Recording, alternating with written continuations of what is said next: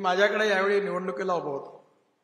महाराष्ट्रात सध्या जातीवाद खूप झगडे सुरू आहेत आणि मी पण बावनकुळेंना आणि देवेंद्रला म्हटलं की या वादात आपली अडचण होती. तर मी एक ठरवून टाकलं की जातीयवाद पाळायचा नाही. कुठलाही माणूस जो आहे तो जातीने मोठा नाहीये, तो गुणाने मोठा आहे. आणि या समाजातली छुवाछूत, अस्पृश्यता, जातीयता समूळ नष्ट झाली पाहिजे.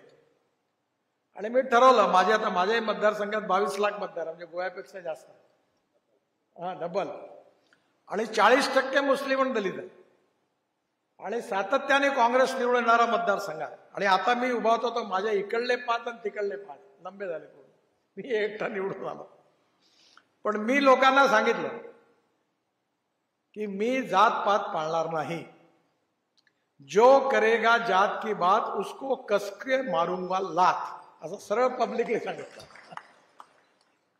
आणि मी माझ्याकडे पाळत नाही. मला फरक पण पडला नाही.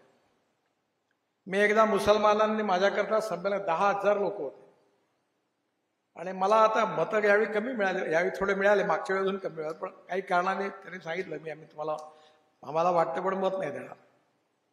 तर मी त्यांना सांगितलं, तुम मत देने के पहले याद रखना मैं प्योर चड्डी वाला हूं, RSS वाला हूं, बाद में पछताओगे. पछताने के पहले सोचो, देना है तो दो, नहीं देना है तो मत दो, पर जो वोट देगा उसका भी काम करूंगा.